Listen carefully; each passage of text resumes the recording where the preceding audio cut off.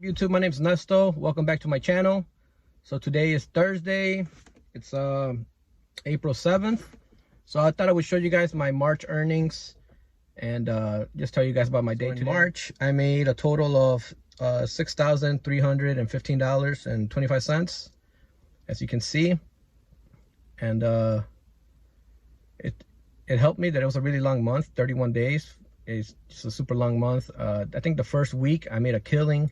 The second week I made a killing, and then the third and fourth week it slowed down a little bit, and And then this month it seems like it's picking back up again for me.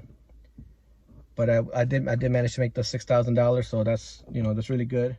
So far, it's April 7th, and I'm at like $850 or something like that, and that's because So I always think about it like that. So April 7th, so it's the first week. At the end of the first week of April, I'm not even at $1,000 yet. But it's gonna work out because I take Saturday, Sunday, Mondays off, and I think April started with like on a Friday or Saturday or something like that. So the first couple of days I didn't make any money because I didn't work. And then took a couple of evenings off. But I think it's picking up. As you can see right now, it's still cloudy. Something's falling right now. It looks like hail, looks like ice rain or something. So the weather's still crappy. Hopefully hopefully the weather will get a little bit nicer, a little bit warmer, and incentivize people to book more jobs or whatever. From what I could tell, a lot of people are hurting that are not. Taskrabbit has grown, and there's been a big influx of taskers, of new taskers. So a lot of the tasks that don't require a lot of specialized skill, I think those are harder to come by, just because there's so many taskers after those jobs. So things like furniture assembly, cleaning, maybe even mounting, TV mounting. I mounted a TV yesterday actually, but before that, I don't even remember the last time I mounted a TV, to be honest. And that's because I'm at $80 an hour. I'm sure there's taskers that are like $50 an hour, for TV mounting. So it's not too specialized of a skill, so I'm sure that's flooded with taskers. What's saving me, obviously, is the electrical jobs. I've been getting a lot of electrical jobs, and that's obviously, the reason's obvious that not a lot of taskers have that skill. And there's been an algorithm change. Facebook, Taskrabbit sent us an email or something that said they're gonna show up. If you follow more of their pricing guideline, you're more likely to move up in the rank in the search bar or whatever. And a lot of people are pissed about that because the pricing guidelines are super low. And so everybody on Facebook was on Facebook groups and stuff, they were in an uproar, this is bull or whatever. And then the Facebook, the guy that's from Taskrabbit that's in the Facebook group, he kind of tried to clear things up. He said, we're trying to encourage clients to get jobs done. So obviously that means they want to pay less.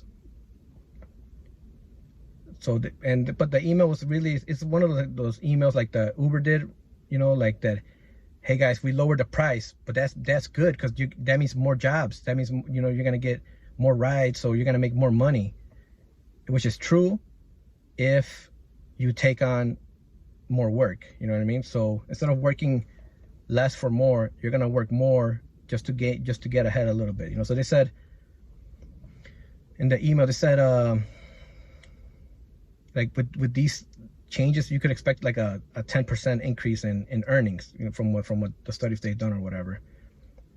10% increase in earnings sounds good, but they don't specify how much more you have to work. You know what I mean?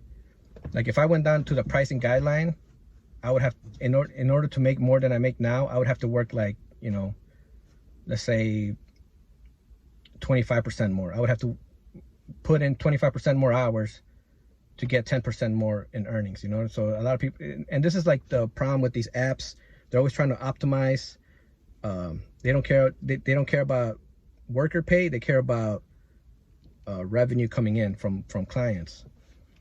So if So yeah, you do get kind of screwed, and it's kind of like inevitable, I guess, with these apps. They're gonna start nickel and diming us down as much as they can. Luckily with Taskrabbit, we choose our own rates. You know, it's not like Uber where we lowered your rate so that you could get more rides so you can make more money. That doesn't make any sense. But what do you call it? I mean, you could either, you know, get up in arms about it, and that's not gonna do much. You know what I mean? They have their priorities. They obviously, like the stockholders and stuff like that is who they are trying to please. You know, they're not trying to please us as taskers. And I could see how, if you didn't know that, you might be like, this doesn't make any sense. You know, I'm the tasker. I'm the one that brings you money in. Why would you do this to me? If you don't understand how it actually works, I could see how you could be thrown back by that, you know. But you got to just know that this is what these apps companies do. They optimize their earnings, mostly at the expense of us. As long as they don't change the ability for us to set our rates, we should be fine. You know what I mean? Because even if they say like, oh, you should only charge $20 an hour, there's some people that are not comfortable with having somebody come over and fix their TV, or, you know, hang up their TV or hang up expensive art frames for $20 an hour. You know, at some point the market is gonna kind of correct itself. You know what I mean? And also, if everybody refuses to lower their prices, which is, you know, it's wishful thinking, but we could set the market, you know, as taskers. If everybody said like nobody's working for less than $50 an hour, then we could actually make that happen. But there's a lot of new taskers, and obviously when you're new, you can't ask for $50 an hour when you don't have any reviews or anything. So maybe that's what they're going for, you know, having an influx of new taskers that will do jobs cheaply. But I mean, we'll see how this is. I think it came in like a day or two ago. I haven't looked myself up. I might look myself up to see where I fall in the rankings now, if I try to hire myself or whatever. But the guy that James at Taskrabbit headquarters, which is like the Facebook group guy, he tried to clear it up. He said, like, you know, people think that pricing is everything for their ranking, and it's not. It's also reviews and jobs completed. So basically, he made it seem like if you complete jobs satisfactorily, you know, you get a good review or whatever, you move up in the ranking, you know. So if you only work, if you're like on Taskrabbit part-time and you only take tasks every weekend or something like that, I could see how this would affect you, because they're trying to incentivize taskers to be available at all times. But I mean, that's what it is, guys. You could either crash with the system or you could flow with the system. You know what I mean? I didn't get on Facebook and argue this or anything like that. Like, I'm gonna keep doing what I do, charging what I charge, and when it's not worth it for me, or it's not working out for me, I gotta adapt. You know, I gotta move. You know, instead of trying to move the system, you gotta just move yourself. You know, it's a lot easier.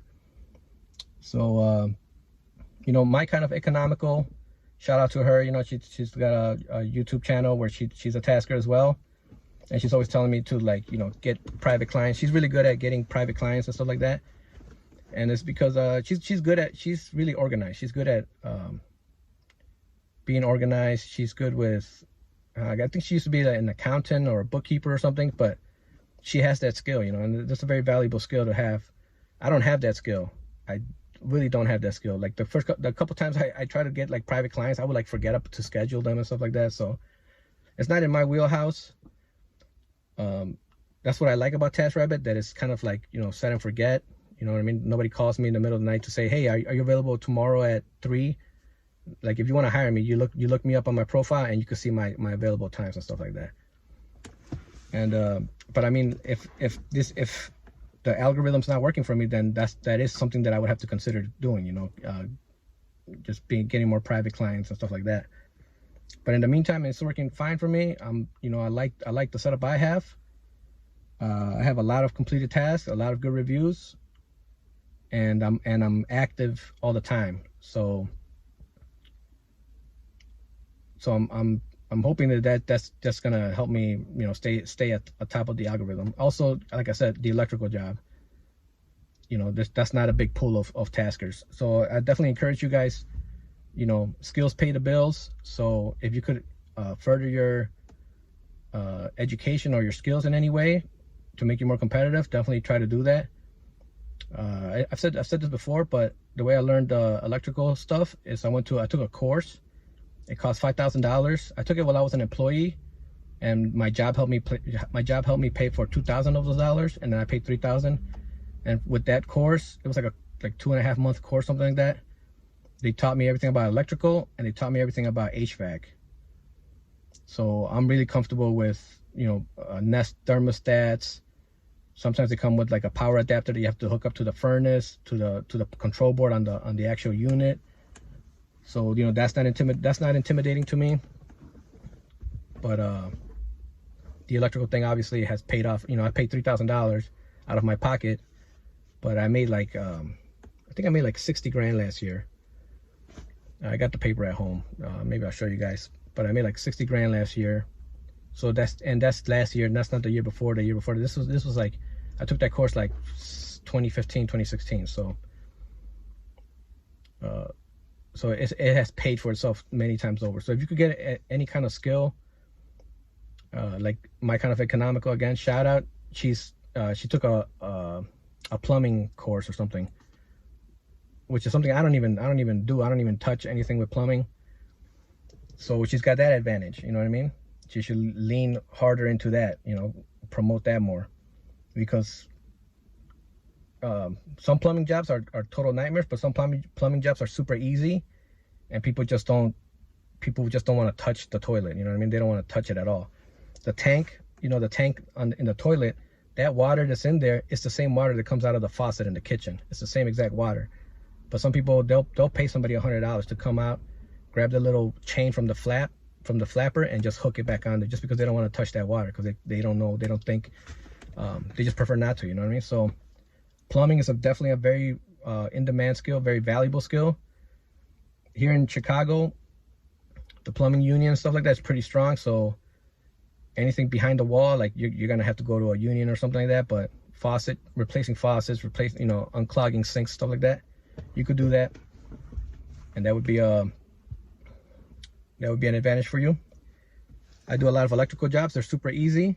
You know, people are just scared of electricity, so that's a great advantage for me. As far as mounting, like I said, I haven't gotten many TV mounting jobs. I can't remember the last time I got a TV mounting job. The one I did yesterday, the TV was just part of the mounting job. There was these big clocks, big mirrors, you know, like almost antique looking mirrors. So I definitely wasn't the cheapest option for her, but it's these giant mirrors, heavy stuff.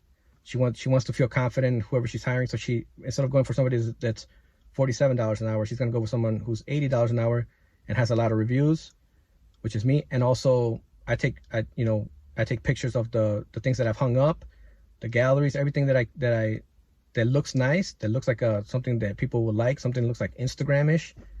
You know, I'll take pictures of that, and I'll Photoshop the picture to make it look nice, make the lighting look nice, make it, you know, how you could adjust, like when you take a picture all crooked, you could adjust it to make it look perfect. So that's what helps me get the mounting jobs, you know, because I have some intricate mounting jobs that I took pictures of, so people feel confident that I could handle their project. In the end, it comes down to your profile, you know what I mean? Even if you're the last person on the first page, if they see that if they could see your pictures, they could see the reviews, then you know you're gonna be number one in their book. You know what I mean? It's like Amazon. You know, I look at every review, especially the reviews with pictures. You know, whenever I buy something on Amazon, I go to reviews, and I go to reviews with pictures, and I look at all the pictures. You know what I mean? So that's what you got to do with your profile. And that's it, guys. I'm gonna go do this job. It'd be $80, so it'd be 240 for today, right? 80 from the morning, 80 the one I just did, another 80 right now. It's 240 plus whatever tip that guy gave me, and hopefully the other guy gives me a tip. Hopefully this next person gives me a tip. But yeah, that's what I made in March, 6,000 something. And then I think I told you guys that one private client that I did have, that's like an old client of mine. That was $120 on top of the money that I made. And then I didn't keep track of my tips, but I did get handed a lot of 20s last month in March. So I probably made $60 or $80 in tips, in cash tips. But that's it, guys. Like I got myself a new hat. I went to Ross yesterday. I went to Ross because I had to buy a suitcase because I'm gonna take a trip at the beginning of May. I'm going back to the motherland. I'm gonna go back to Mexico for a couple weeks to visit my parents. And I got this cool hat. I'm growing my hair out. You see, I'm growing my hair out. You see, I'm starting to get those Florida flames coming out the back. You know what I mean? Maybe I'll get that Kansas City waterfall. But other than that, dude, all the cool things that I've been up to, I just been busy with my family and stuff like that. Impulse buying stuff, you know what I mean? Like I bought a welder off some guy on Facebook Marketplace for 40 bucks, like a flux core welder. I've been playing around with that just because I've always wanted one. I bought the helmet from Northern Tool. It's like a Harbor Freight kind of store. It opened up near my house recently. This year it opened up, so I went there to get that welding helmet. I bought a Northern Tool hat too. You know what I mean? I'm I bought this hat at Ross. I mean, because I'm growing my hair out, especially like even when I had short hair, I like wearing hats during work because your hair gets all messed up from being, you know, it's just unpresentable when you're sweating and this and that. So I wear a hat at work. I used to never wear hats, but with the handyman stuff, and especially right now growing my hair out, it's all unmanageable and awkward and stuff like that. So just putting on a hat helps a lot. But yeah, man, that's what it is, guys. Thanks for watching. See you guys next time.